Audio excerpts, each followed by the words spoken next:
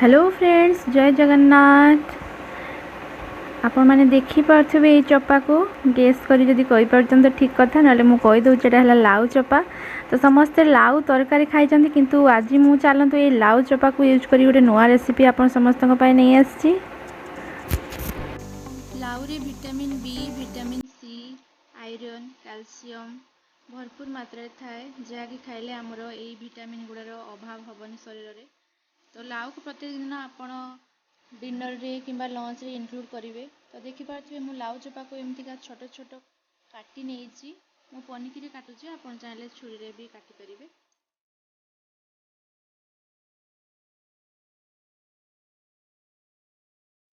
एबे गोटे आलू को मध्य एमतीका छोट छोट पीस रे काटी नेबी।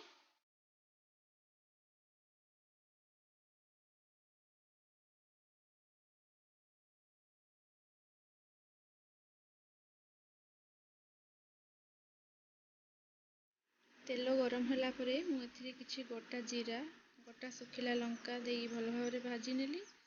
भाजी सारा परे अल्प हळदी गुंड ऐड कली। यापरे काटिथिबा लाउ चपा एवं आलू को एथिरे देई स्वाद अनुसार लुण देई ताकू भल भाव भजा भाजी नेबी। तो देखिपे एटा गोटे भजा। तो जितेबले भी आपण घरे जहाँ कौन सी भी भजा भाजबे सबु बेले चेष्टा करेंगे जे लुहा कड़े भजा भाजापी। लुहा कड़े भजा भाजिले भजाटी बहुत भल भाव भाजी थाए एवं बहुत स्वादिया लगे। तो चेष्टा करेंगे लुहा कड़े सब भजा भाजबे।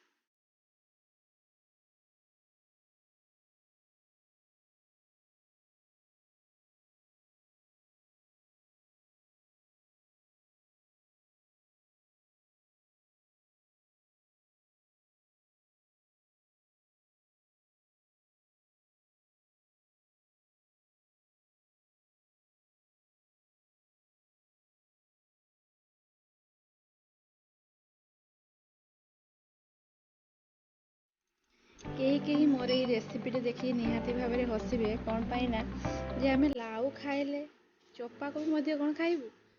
तो ताहले कौन एमाने किसी जिनस फिंगिबेनी, चपा को भी यूज करछन्ती।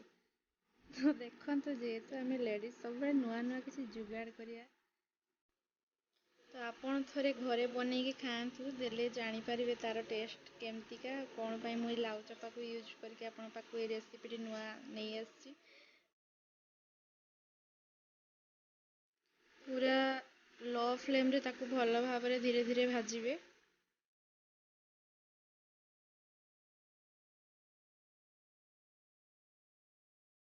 एबे मु एथिरे ऐड कली किछि लंका गुंड, जीरा गुंड, तापरे भल भाव आउ थरे धीरे धीरे भाजी नेबी।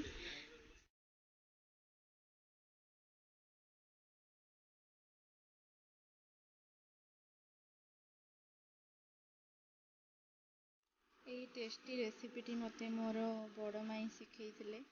तो से मु भी आगे मु ट्राए कली, तापरे आपन समस्त नहीं आसी। तो बहुत सुंदर लगे पूरा जो कुंदूरी भजा, कुंदूरी आलू भजा पूरा सेमती का टेस्ट आसे। और सब कंची कंची जो लाउ चपा को नेबे, बुढ़ा बुढ़ा लाउ चपा को नेबेनी।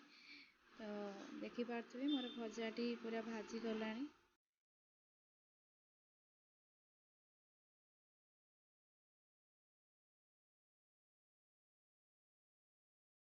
आपण ये रेसिपी को गरम गरम भात सांगरे भी खाई परिबे, रुटी सांगरे भी खाई परिबे, आपनकर इच्छा अनुसार खाइबे। किंतु आपण थोड़े ट्राए करंतु आउ कमेंट बॉक्स रे मोर जणैबे जे आपनको केमती लागला ये रेसिपीटी। तो देखि पार्थिबे मोर भजाटी ऑलरेडी भजा कंप्लीट हो जाइए, धीरे धीरे भाजी भाजी पूरा भल भाव भाजी जाइए। तो जदि आपण समस्त मोर ये रेसिपीटी भल लगी थाए ताहले सबुदिन परी आज भी लाइक कमेंट शेयर करने आदु भूलिबेनी।